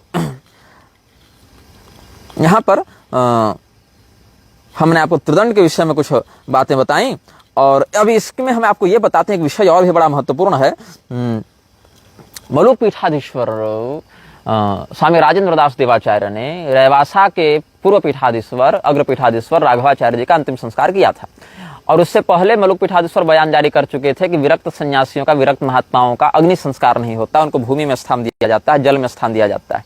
तो राघवाचार्य जी का इन्होंने जब अंतिम संस्कार किया तो इन्होंने अग्नि संस्कार किया था, और अग्नि संस्कार करने के बाद सूतक भी नहीं माना था। सेम डेट में अपना अभिषेक करवाया, ऐसे हमको सूचना है। मुंडन इत्यादि भी शायद बाद में करवाए या नहीं करवाए, वो तो चिंतन का विषय है। लेकिन जो सूतक विहित मानना चाहिए वो नहीं माने थे। ये भी आपत्ति संत समाज की ही ओर से उठी थी। और दूसरी ओर एक और कहा कि विरक्त का नहीं होता है अग्नि संस्कार, तो इनका अग्नि संस्कार किया तो हो सकता है इनको ये विरक्त नहीं मानते होंगे। तो जब विरक्त नहीं मानते थे तो अग्नि संस्कार के बदले सूतक मानना चाहिए था, लेकिन सूतक भी नहीं माने। तो एक जगह कहते हैं विरक्त का अग्नि संस्कार नहीं होता, दूसरी ओर विरक्त का अग्नि संस्कार कर देते हैं। फिर बात उठती है कि अगर अग्नि संस्कार किया और विरक्त नहीं मानते थे तो सूतक मानिए, तो वो भी नहीं माना, तो मामला पूरा उलट पलट हो गया। तो कई बार ऐसे वक्तव्य इनके माध्यम से हो जाते हैं, ऐसे कृत्य हो जाते हैं जो कि पचते नहीं है विद्वानों को, संत समाज को। तो कोई चुप रह जाता है, कोई बोलता है, जो बोलता है वो फिर सुनता है। तो बोलने सुनने वालों में हम लोग हो जाते हैं, मौन रहने वालों में तो हजारों लाखों लोग हैं। ऐसे ही आचमन वाले प्रकरण में इनका कोई वीडियो हम देखे थे, और उन्होंने कहा कि ब्राह्म तीर्थ वाली बात तो नहीं कही, देव तीर्थ इत्यादि वाली ही बात कही, दिव्य तीर्थ आदि की बात कही। तो ब्राह्म तीर्थ से आचमन का भी विधान है, बल्कि ब्राह्मण को तो ब्राह्म तीर्थ से ही आचमन करना चाहिए। ब्राह्मेण विप्रस्तीर्थेन नित्य कालम उपस्पृशेत। मनुस्मृति में क्या कहते हैं मनु महाराज, दूसरे अध्याय में देखिए, ब्राह्मण तो विप्र तीर्थ, ब्रह्म तीर्थ से ही आचमन करे। और ब्राह्मेण विप्रतीर्थेन नित्य कालम उपस्पृशेत कायत्रयदशिकाभ्याम वा न पित्रेण कदाचन। तो अंगुष्ठ मूलस्य तले ब्राह्म तीर्थम प्रचक्षते। अंगूठे के मूल में जो है ब्रह्म तीर्थ का वास बताया गया है। वशिष्ठ स्मृति में भी जो 3रा अध्याय, वहां भी ये सब बातें मिल जाएंगी। और बौधायन गृह सूत्र में क्या कहते हैं? ब्राह्मणस्य दक्षिणे हस्ते पंचतीर्थानि भवन्ति, अंगुली मध्ये देवतीर्थम, अंगुल्यग्रमार्ष तीर्थम, मध्ये अग्नितीर्थम, अंगुष्ठ तर्जन्योर मध्ये पैतृक तीर्थम। यहाँ पर ऐसे जो जल गिराएंगे तस्में सुधा के लिए। और अंगुष्ठ तले अधहृत्य पश्चाल लेखम ब्रह्म तीर्थम। तो यहाँ से आचमन का विधान बौधायन गृह सूत्र इत्यादि में भी, मनुस्मृति में भी, वशिष्ठ स्मृति में भी प्राप्त होता है। एक तो पूरा उपनिषद ही है आचमनोपनिषद। अब नारायणाचार्य जी ने जिस पर दीपिका की थी, ऐसे गोपी चंदनोपनिषद का हम आपको प्रमाण देते हैं कि एक दंडी और त्रिदंडी सन्यासी इत्यादि केवल भस्म ही लगाएंगे या गोपी चंदन आदि का भी प्रयोग कर सकते हैं, क्योंकि वैष्णवों में जहाँ त्रिदंड परंपरा है वहां पर तो वो भस्म इत्यादि नहीं लगाते हैं। एक दंडी तो लगाते हैं लेकिन ये भस्म नहीं लगाते, और एक दंडी में भी जो मध्व संप्रदाय के एक दंडी हैं वो तो भस्म इत्यादि नहीं लगाते, गोपी चंदन आदि का व्यवहार करके लगा लेते हैं। तो क्या वो अनुशासन है कि नहीं है? इसमें कहते हैं वो अनुशासन है। कैसे अनुशासन है? तो आपको जो दीपिका है नारायण भट्ट जी की, जो दीपिका का आश्रय लेकर हम आपको बताएं, कहां से? गोपी चंदनोपनिषद से। तो वहां पर कहते हैं गोपी चंदन पंकेन ललाटम यस्तु लेपयेत एक दंडित त्रिदंडी वा सवय मोक्षम समस्नुते। तो ये नारायण भट्ट जी ने जिस उपनिषद 11 उपनिषदों पर उन्होंने भी टीका की है अथर्वणोपनिषद में, तो अथर्ववेद के अंतर्गत जो गोपी चंदनोपनिषद है उसमें ये विधान बताया गया। ये भी एक वैदिक विधान के रूप में मान्य है। तो मदन पारिजात का हम आपको वर्णन किए थे उस समय, उससे भी थोड़ा बता देते हैं कि एक दंडी और त्रिदंडी का समान्यार्थ लेते हुए कैसे कहते हैं। याज्ञवल्क्य मुनि का जहां वचन है, सर्वभूत हितः शांतस् त्रिदंडी सकमंडलो एकावाशः परिव्रज्य भिक्षार्थी ग्राममाश्रयेत। तो इसमें कहते हैं त्रिदंडित्यनेनैक दंड्यपि गृह्यते। त्रिदंडी शब्द से यहाँ पर यति धर्म के अनुशासन में मदन पारिजात के चौथे खंड में एक दंडी भी विहित है, ऐसा कहना चाहिए, ऐसा समझना चाहिए। तो मनु महाराज क्या कहते हैं? अनेनैवाभिप्रायेण मनु, इससे अभिप्राय को रखते हुए मनु महाराज कहते हैं कि वाग्दंडोथ मनोदंडः कर्मदंडश्च ते त्रयः यस्यैते नियताः दंडाः सत्रिदंडी इति कथ्यते। त्रिदंडी कौन है? वाग्दंड, मनोदंड और कर्मदंड, ये तीनों जिसके पास विद्यमान हैं, उसके जिसके तीनों अनुशासन विद्यमान हैं, वही त्रिदंडी कहलाता है। और बोधायन जी कहते हैं एक दंडी त्रिदंडी वेति, एक दंडी हो या त्रिदंडी हो, ये अनुशासन दोनों में समान है। एक दंडी त्रिदंडी वा सर्वसंग विवर्जित, ये सब भी। और ये किस प्रकार के दंड होते हैं? तो तेज दंडा वैणवा, वेणु से मतलब बांस से बने ये दंड होते हैं। तो प्राजापत्येष्टि करने के बाद ये सब आपको वीर मित्रोदय मिताक्षरा इत्यादि में मिल जाएंगे। प्राजापत्येष्ट्यनंतरम त्रीन वैणव दंडान मूर्ध प्रमाणान दंडे दक्षिण पाणिना धारयेत, या दक्षिण पाणिना। प्राजापत्येष्टि करने के बाद 3 बांस के बने दंड धारण करे एक साथ लगा के, उसमें काली गाय के पूंछ के बालों का प्रयोग करके बांधने का भी एक अनुशासन प्राप्त होता है। और उन दंडों का परिमाण कितना हो? तो जहां तक आपका मस्तक हो, जहां शिखा भाग हो, वहां से लेकर पैर तक की लंबाई होनी चाहिए। और सव्येन सोदकम कमंडलुमिति, और बाएं हाथ में आपको कमंडलु धारण करना है और दाएं हाथ में आपको दंड धारण करना है। तो इसमें यज्ञोपवीत और शिखा वैकल्पिक होती है, यदि आप, और अग्निहोत्र भी वैकल्पिक होता है। मतलब आप चाहें तो यज्ञोपवीत, शिखा और अग्नि का विसर्जन करके इस मार्ग में बढ़ें या साथ साथ आगे बढ़ें। तो जहां विसर्जन करके आगे बढ़ते हैं केवल वहीं पर त्रिदंडी सन्यासी को भूमि में स्थान दिया जाता है। जहां साग्निक हैं, सशिखी सयज्ञोपवीति हैं, सोपवीति हैं, वहां पर त्रिदंडी सन्यासी का भी दाह संस्कार किया जाएगा। ये भी आप जान लीजिए, इसका भी प्रमाण मैं आपको बता ही देता हूं। ऐसे तो नृसिंह पुराण में भी यही बात कही गई, जहां पर बांस के दंड का त्रिदंडम वैणवम सौम्यम सत्वम च सम पर्वकम वेष्टितम कृष्ण गोवाल रज्ज्वाच चतुरंगुलम। ये हमने बताया ना आपको कि काली गाय के पूंछ के बाल से वहां पर त्रिदंडम बांधा जाता है और 4 अंगुल का वहां पर पट्टा बना के और वेष्टित करते हैं। और ग्रंथिभिर्वात्रिभिर्युक्तम जलपूतम च धारयेत गृह्णात् दक्षिणे हस्ते मंत्रेण एव तु मंत्रवित्। ये सब आपको हमने इष्टिम वैश्वानरिम कृत्वा प्राजापत्यम अथापि वा अग्निम स्वात्मनि संस्थाप्य मंत्रवत् प्रवर्जेत पुनः। ये सब हमने आपको नृसिंह पुराण से बताया। 60वें अध्याय के आसपास ये सब प्रकरण आपको प्राप्त हो जाएगा। और मदन पारिजात से बता दिया। और आपको अच्छा, मनु जी का भी एक यहाँ पर कहा गया कि केवल बाहर से बांस का आप त्रिदंड धारण कर लें तो आप पूर्णतया त्रिदंडी नहीं हो गए। त्रिदंडम धारेद योगी वागदंडोथ भवेन मौनम, मौन अधिकाधिक रहे तो वागदंड हो गया। मनोदंड स्वनाशनम, मन से किसी इंद्रियगत विषय का चिंतन न करना है, मनोदंड हो गया। और शारीरस्य ही दंडस्य प्राणायाम विधीयते, और शारीरिक दंड के रूप में प्राणायाम इत्यादि करना है। तो ये 3 अनुशासन का पालन जो नहीं करता है, वो बाहर से चाहे बांस की लाठी धारण करके घूमे, वो त्रिदंडी नहीं कहलाता। तो त्रिदंडम धारेद योगी शारीरम न तो वैणवम, यहाँ नतु वैणवम में केवलम का अध्याहार करना पड़ेगा। न तो केवलम वैणवम दंडम धारयेत अपितु शारीरम अपि वाचकम अपि कायकम अपि धारयेत मानसम अपि धारयेत व्यक्तम अव्यक्तम च दिधात् त्रिदंडम भवति तस्मात् द्विविधम त्रिदंडम धारेत, ऐसा यहाँ अर्थ करना पड़ेगा कि योगी जब त्रिदंड धारण करे तो केवल बाहर से बांस वाला ना पकड़ ले। आजकल के जैसे 75 जगत गुरु त्रिदंड धारण करके घूम रहे मनमानी परंपराओं में, तो मनमानी रूप से परंपरा तो खैर सही पकड़े, लेकिन उसमें घुसपैठ करके मनमाना आचरण करने लगे, तो वहां पर केवल बांस पकड़ के घूमने से त्रिदंडी नहीं हो जाएंगे, उसमें अनुशासन की भी व्याप्ति होनी चाहिए। तो हमने आपको बताया कि कैसे उनका जो अग्नि संस्कार है वो होता है त्रिदंडी होने के बाद ही। तो ये चौथा प्रश्न जो है 17वां अध्याय किसका, बोधायन महर्षि का जो गृह सूत्र है वहां पर आपको मिलेगा। अथात संप्रवक्ष्यामि संस्कार विधिमुत्तमं समाहितानां युक्तानां यतीनां च महात्मनां। यतियों का जो संस्कार है, कौन सा, अंतिम वाला, वहां बता रहे हैं आपको। आपको पूरा प्रकरण तो नहीं बताऊंगा क्योंकि वीडियो लंबा हो जाएगा, जो प्रधान वही बता रहे हैं। उनका वो सब शोधन स्नान इत्यादि करवाने के बाद, प्रक्षालन इत्यादि करने के बाद उनके द्वारा स्थापित जो सागनिक त्रिदंडी होंगे उनके द्वारा स्थापित अग्निहोत्र की अग्नि को लावे।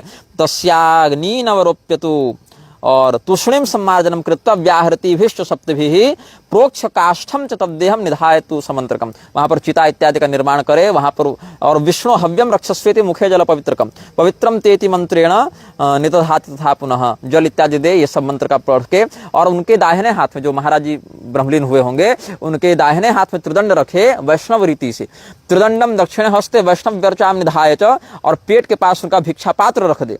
उदरे च तथा पात्रम सावित्र्या निदधाति, वे सावित्री मंत्र से पेट के पास भिक्षा पात्र रख दे।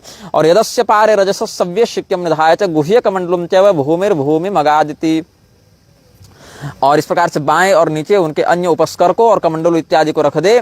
और पितृमेध प्रयोगेण, शास्त्रों में जिस प्रकार से पितृमेध विधान दिया हुआ, मेध कहते हैं पवित्र को, तो पितृमेध जिस कर्म को करने से यह दिवंगत व्यक्ति जो है वह पवित्र होकर दिव्य लोकों में जावे उसको कहते हैं पितृमेध यज्ञ।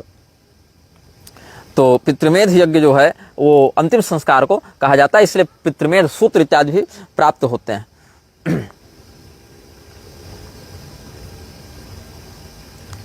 तो यहाँ पर पितृमेध प्रयोगेण दहेद अग्निभिरेवहि, उन्हीं अग्नियों से इसका दहन करे। संस्कृतश्च तथा तस्य नाशोचम नोदक क्रिया। तो इस प्रकार से उनकी अग्निहोत्र की अग्नि से अगर त्रिदंडी सन्यासी का दाह संस्कार किया जा रहा है तो इस स्थिति में जो दाह संस्कार करेगा उसको दोष नहीं लगेगा, उसको सूतक नहीं लगेगा, वहां पर फिर तर्पण जलांजलि इत्यादि की अनिवार्यता नहीं होगी। वहां एकोदिष्ट श्राद्ध भी नहीं होगा, क्योंकि एकोदिष्ट उसके लिए किया जाता है ना जो एक पक्षीय संकल्पित करके उनके लिए हम पिंड का उत्सर्ग करेंगे, लेकिन वो तो ब्रह्मलीन हो गए तो वहां एकोदिष्ट बचेगा ही नहीं। तो एकोदिष्टम न कुर्वीत संन्यस्तानाम कदाचनम। फिर 11वें दिन पार्वण करे, अहन्य एकादशी प्राप्त पार्वणम तो विधीयते। और फिर 12वें दिन या उनकी पुण्यतिथि पर नारायण बलि करे, ये कह दिया। द्वादशाम अहनिवा पुण्ये नारायण बलि भवेद सर्वम नारायण उद्देश्य मेकोदिष्ट वदाचरे। और जब एकोदिष्ट करना है तो उस व्यक्ति के लिए नहीं करना, भगवान नारायण के ही नाम से, नारायण रूपी यति हो गए ना, इसीलिए नारायण में लीन हो गए, इसीलिए वो दंड ग्रहण मात्र न नरो नारायणो भवेद, इसीलिए वहां पर भगवान नारायण के नाम से सब होगा। और ये किसके लिए हो गया, ये आहिताग्नि त्रिदंडी के लिए हो गया।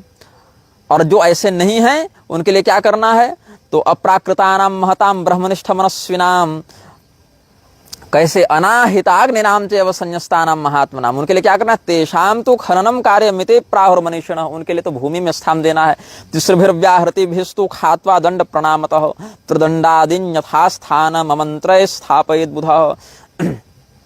उनके 3 व्याहृति का उच्चारण करके, गायत्री की 3 व्याहृति पढ़ के, और दंड का जो प्रमाण है उतना गहरा गड्ढा खोदे और वहां त्रिदंड इत्यादि को रख के, और वहां कुत्ता और सियार ये सब आकर उसको शुद्ध न करें, इसके लिए वहां पर पूरा विधिवत वही लंबा मतलब गहरा गड्ढा खोदे, क्योंकि ऊपर ऊपर अगर खोद देगा ना तो क्या होगा कि उनके शव के दुर्गंध से हो सकता है सियार आ जावे, भूमि खोद कर खा जावे, 1-2 फीट में रहे तो गड्ढा खोद के निकाल जावे, लाश को खा जावे, शव को कुत्ता खा जावे। तो इसलिए मतलब पुरुष प्रमाण के पर्याप्त, दंड प्रमाण के पर्याप्त गड्ढा खोद कर, मतलब लगभग 5-6 फीट गड्ढा खोद के उसके अंदर स्थान दे अपने जो महाराज त्रिदंडी ब्रह्मलीन हुए हों, और उसके बाद उसको ढक दे, क्योंकि स्वादयो यदि खादंती महान दोषो भविष्यति। तो न तस्य दहनम कुर्या नाशोचम नोदक्रिया निषेकाद्या श्मशानां सत्क्रिया ब्राह्मणाश्रिता तस्माद् यत्नेन संस्कारः कर्तव्यो गृहमेधिभिः ये वहन्ति महात्मानं पृष्ट्वा दृष्ट्वा द्विजातयः हयमेधफलं तेषाम् अस्तित्वेव विदुर्बुधा। तो जो व्यक्ति इस प्रकार से ऐसे त्रिदंडी सन्यासी के उत्खनन इत्यादि मतलब अंतिम संस्कार इत्यादि में सहयोग करता है, उनकी अंतिम सवारी को अपने कंधे पर ढोकर ले जाता है, ये सबको भी अश्वमेध का फल प्राप्त होता है। ये सभी अनुशासन बताए गए हैं। तो त्रिदंडियों के भी अगर वो अग्निहोत्री साग्निक हैं तो उनका उसी अग्निहोत्र की अग्नि से दाह संस्कार भी विधित है वेदोक्त अनुशासन में, और अगर ऐसा नहीं है तो फिर उत्खनन पूर्वक उनको भूमि में समाधि देने का भी विधान धर्मशास्त्रों में ही प्राप्त होता है। तो ये सब हमने आपको बताया कि कैसे मीडिया के कारण, कैसे राजनीति के कारण, कैसे स्पॉन्सरशिप और फंडिंग के कारण पाखंडियों को धर्मगुरु के रूप में प्रोजेक्ट किया जाता है, धर्मशास्त्र की बातों को करने वाले लोगों को धमकियां दी जाती हैं, किस प्रकार से लोग उपद्रवकारी तत्वों को धर्मगुरु के रूप में प्रोजेक्ट करते जा रहे हैं, ये सब भी हमने चर्चा की। और विशेष करके त्रिदंड वाले विषय पर हमने जितना संभव था अभी उतना हमने आपके समक्ष अपना भाव व्यक्त किया है। पुनः किसी अन्य विषय के साथ हम समयानुसार उपस्थित होंगे। श्रीमन्नारायण हर हर महादेव नमश्चंडिका। बड़ी उत्सुकता है हमारे राज्य ओझा जी में कि क्या इसमें गवाहियों का क्या अहम रोल था, जिसमें खास करके राम भद्राचार्य जी अक्सर अपनी कथाओं में कहते हैं नहीं कोई नहीं, वो बिल्कुल बकवास बात है। और उन्होंने एक कवितावली का वो शौक का वो दिया था, हमसे पूछा था कहाँ सती क्या है जरा सा दीजिए उसको, वो कभी दे नहीं पाए, उसको हमने रिजेक्ट किया। एक जो है वो संत हैं राम भद्राचार्य जी, उन्होंने करीब 11 बजे रात फ़ोन किया। जो मेरी जूनियर रंजना अग्निहोत्री थी वो उनकी दीक्षित शिष्या थी, उनको उन्होंने फ़ोन किया कि अब सीनियर से बात कराओ अपने। 29 सितंबर 2010 की बात है। तो मैंने कहा कौन है? वो बोली हमारे गुरु जी हैं, राम भद्राचार्य जी हैं। हमने कहा ठीक है बात कराओ। मैंने फ़ोन उठाया, उन्हें प्रणाम किया, प्रणाम महात्मा जी। तो बोले अरे भैया हमको महात्मा जी मत कहिए, मैं आपका भाई हूँ। मैंने कहा महात्मा जी आप कैसे भाई हमारे हुए, हम तो गृहस्थ हैं, आप सन्यासी हैं। बोले आप मिस्र हैं, मैं भी पूर्वाश्रम में मिस्र था, इस हिसाब से मैं भाई हूँ। मैंने कहा ठीक है आप बताइए, आदेश करिए, क्यों फ़ोन किए? वो बोले कि मुझे एक उसका नाम नहीं लेते हैं, अमुक मिस्र ने फ़ोन किया है लखनऊ से कि 600 करोड़ 2 जजेज ने घूस ले लिया है और कल बाबरी मस्जिद घोषित करेंगे और भगवान की मूर्ति को उठा के फेंकवा देंगे। तो जैसे ही मैंने, और वो बोला कि आप लोग 400 करोड़ की व्यवस्था करो तो भी मैं आप लोगों के पक्ष में करवा दूं। तो बोले मेरे पास 400 करोड़ कहाँ है? तो ये सुन कर के ही मुझे जो है वो लूज मोशन होने लगा है। 20 बार मैं टॉयलेट जा चुका हूँ और कल जैसे ही मूर्ति फेंकी जाएगी मैं मर जाऊँगा। तो मैंने कहा कि देखिए महात्मा जी आप स्वस्थ हो जाइए, मूर्ति नहीं फेंकी जाएगी। वहाँ पर जो निर्णय होगा यही निर्णय होगा कि मध्य गुंबद के नीचे जन्मभूमि है और जो बाईं ओर का जो गुंबद है वहाँ पर जो है वो निर्मोही अखाड़े को मिलेगा और राइट साइड का जो है वो मुसलमानों को मिल सकता है, यही निर्णय होगा। तो उन्होंने कहा कि भैया अगर यही निर्णय हो जाए तो मैं आपके घर पैदल चल के आऊँगा। मैंने कहा ठीक है आ जाइएगा। दूसरे दिन वही निर्णय हुआ। अब देखिए मैं भी कह सकता था कि मैं त्रिकालदर्शी था, मैंने एक दिन पहले ही बता दिया था स्वयं राम भद्राचार्य जी को, और उनकी शिष्या गवाह थी और उनकी शिष्या थी हमारी जूनियर। लेकिन ऐसा नहीं था, मैंने इसलिए बता दिया था क्योंकि आखिरी दिन जब मैं आर्गूमेंट कर रहा था तो जस्टिस एसयू खान और जस्टिस सुधीर अग्रवाल बार बार मुझसे कह रहे थे कि मिस्टर मिश्रा आप पिन पॉइंट करिए, महल तो बहुत बड़ा होता है, तो पूरे महल में तो एक कमरे में जन्म होता है, तो उस कमरे को बताइए, कमरे की लंबाई चौड़ाई क्या रही होगी? 10 बाई 10 रही होगी, 20 बाई 20 रही होगी, 30 बाई 20 रही होगी, यही तो रही होगी। या पलंग रहा होगा तो कितना बड़ा रहा होगा। तो उससे मैंने अंदाज लगा लिया था कि ये लोग उस स्ट्रक्चर को 3 हिस्से में बांटेंगे। ये जन्मभूमि पिन पॉइंट हमसे करवाना चाहते हैं। तो मैंने उन्हें आगाह किया, मैंने कहा देखिए हिंदू कभी बर्दाश्त नहीं करेंगे, आप बांटने का प्रयास मत करिए, मुझको मत जोड़ डालिए पिन पॉइंट। वो पूरा भवन ही उनका था, उसी में जन्म हुआ। तो उन्होंने कहा नहीं, अब हम अपने कानूनी अधिकार का प्रयोग करते हैं। Under advocate act you are officer of the court, आप कोर्ट के ऑफिसर हैं, इसलिए आपकी ड्यूटी बनती है कि कोर्ट को असिस्ट करिए, कोर्ट के किसी प्रश्न को आप अनुत्तरित नहीं छोड़ सकते। अब आप बताइए, पिन पॉइंट करिए कहाँ है। तो मैंने कहा कि तब वो सेंट्रल डोम के नीचे है, क्योंकि वहीं पर जोसेफ टिफन थैलर को वेदी मिली थी, वहीं पर पूजा करते थे, वहीं पर मूर्ति थी, तो इसलिए वही था। तो इससे मैंने अनुमान लगा लिया था कि मध्य गुंबद को ये जन्मभूमि घोषित करेंगे और निर्मोही अखाड़े को भी देंगे सीता रसोई, इधर मुसलमानों को देंगे, क्योंकि कुछ नमाज पढ़ने का साक्ष्य तो मिला ही था। तो उसके आधार पर, और अब यही घटना अगर किसी संत के साथ हुई होती तो अपने को त्रिकालदर्शी घोषित कर देते। तो इसलिए त्रिकालदर्शी संतों से बचना चाहिए, वो कोई भी हो, और अपने बाहुबल पर हिंदुओं को भरोसा करना चाहिए। अगर शंकराचार्य स्वरूपानंद जी त्रिकालदर्शी अपने को मान लिए होते और अपने सोचते कि मैं ऐसा तंत्र कर दूंगा कि सभी जजेज राम जन्मभूमि के निर्णय में के पक्ष में निर्णय दे देंगे, अच्छा वकील न करते, तो आज हिंदू मुकदमा हार गए होते। इसलिए धर्म में आस्था रखिए, तंत्र में आस्था रखिए, ईश्वर प्रेरणाएं देते हैं, लेकिन निमित्त तो वो व्यक्ति को ही बनाते हैं। इसलिए जो है, कभी भी रण क्षेत्र में, अदालतों में कभी भी कोई लापरवाही न करिए कि ये मंत्र से हो जाएगा, ये तंत्र से हो जाएगा, ये त्रिकालदर्शित्व से हो जाएगा। हिंदुओं को, जैसा कि नागेश्वर राव साहब ने कहा, इनका मत जो मेरा मत है 100% वही है कि हिंदुओं को अपने शत्रु को पहचानना चाहिए, अपने बाहुबल को बढ़ाना चाहिए, किसी पर भरोसा नहीं करना चाहिए।